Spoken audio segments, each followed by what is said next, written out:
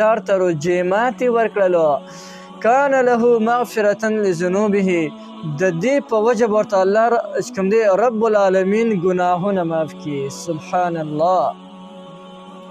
وعتق رقبته من النار او الله جل جلاله به د جهنم د اور نه وساتي.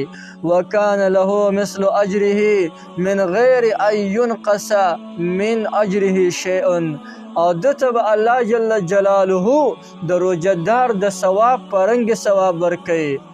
لیکن د روجهدار د ثواب نه بس ثواب کمولی نشي. روجهدار ته به رب العالمین پوره او کامل ثواب ورکوي.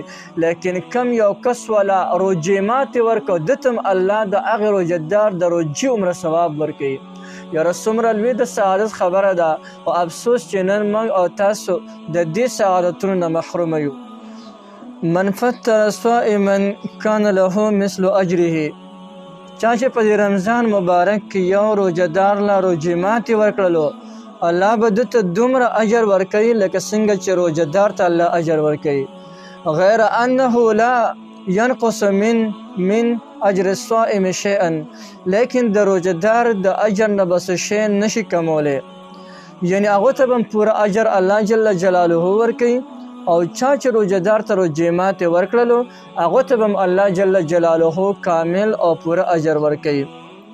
دومره لوی د سعادت خبره ده چې د انسان ته ملائک چې دی ملائک هم ورته د مغفرت دعاګانې کوي چې کم یو انسان یو روجهدار ته روجې ماتې ورکوي.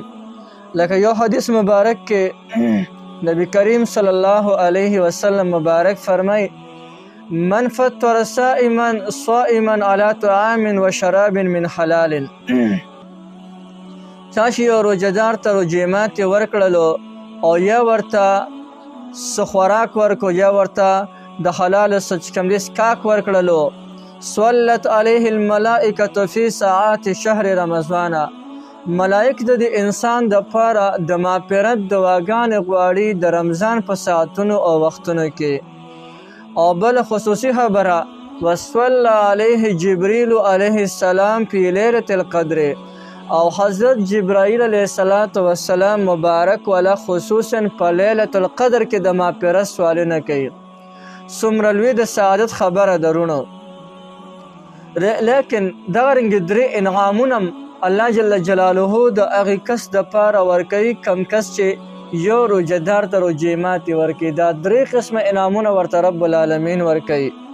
په دې حدیث مبارک کې نبی کریم صلی الله علیه وسلم مبارک فرمایي من فطر فیه صائما کان له مغفرة لذنوبه که چا په دې رمضان مبارک کې یو روجهدار ته روجې ماتې ورکړلو کان له مغفرة لذنوبه د دې په وجه به ورته الله چې کوم دی رب العالمین ګناهونه معاف کړي. سبحان الله. وعتق رقبته من النار او الله جل جلاله به د جهنم د اور نه وساتي. وکان له مثل اجره من غیر ان ينقص من اجره شیء او دته به الله جل جلاله د روجهدار د ثواب په رنګ ثواب ورکوي. لیکن د روجهدار د ثواب نه بس ثواب کمولی نشي. روجهدار ته به رب العالمین پوره او کامل ثواب ورکوي. لیکن کم یو کس والا روجې ماتې ورکو دتم الله د هغې روجهدار د روجې عمره ثواب ورکوي. یاره څومره لوی د سعادت خبره ده او افسوس چې نن موږ او تاسو د دې سعادتونو نه محرومه یو. هر یو کس روجې ماتې پخوي نو یوه روټۍ هغه د خپل غریب رور کره ولیږي او لږه شان ترکاري دې وله ولیږي چې هغه په دې باندې روژه ماته کړي. تا ته به الله دومره اجر درکوي لکه دغه رور ته چې څنګه ورکړی دی. په تفسیر روح البیان کې لیکلی دی چې حضرت حماد بن سلمه رحمه الله دا یو ډېر لوی بزرګ انسان تیر شوی دی. هغه به د رمضان په هره شپه کې 50 روژهدارو ته روجې ماتې ورکولو. خاص سبحان الله 50 روجهدارو ته به روجې ماتې ورکولو او د اختر په شپې به یې هر یو کس ته یوه جوړم ورکوله.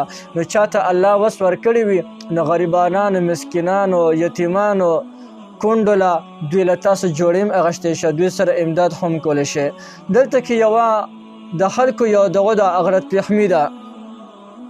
بعضې خلکو ته روژې ماتې ورکړي خو یو شرط ورسره لګوي، وایي ما تا ته روژې ماتې درکړو خو ته به په دې باندې ګوره روژه ماتې. دا خبره بې بنیاده ده، دا خبره ټیک نه ده. صرف الله جل شانه د ستا نیت ته ګوري. انما الاعمال بالنیات، دا ټول اعمال په نیتونو سره دي. که تا ورته د روژې ماتې دپاره یو څیز ورکړلو او هغه چاهې که هغه په اول سر کې وخوړو یا په دې منځ کې دغه څیز وخوړو او یا د ټولو په آخر کې تنه یوه نوړۍ واغېشتله، بیا هم الله جل جلاله تا ته دغه لوی اجرونه درکوي. دومره اجر به درکوي درته لکه څنګه چې دغې روژهدار ته ورکړی دی. نو دې غلط فهمۍ کې ډېر خلک پراته دي چې دا کم څیز درکم نو په دې باندې به روژه ماتې، په بل به نه ماتې. دا خبره ټیک نه ده چې هغه په اول کې خوړو، منځ کې خوړو یا په آخر کې خوړو، الله جل جلاله به ده ته دومره اجر ورکوي لکه هغو ته چې څونه ورکړی دی. نو یقینا ډېر لوی د سعادت خبره ده. او چاته هم الله جل جلاله وس ورکړی دی نو هغوی هم د خپلو ګاونډیانو سره او د غریبانو، یتیمانو، مسکینانو، د کونډو رونډو د دوی سره د امداد خامخا کوي او خصوصا روژې ماتې دې وله خامخا ورکوي.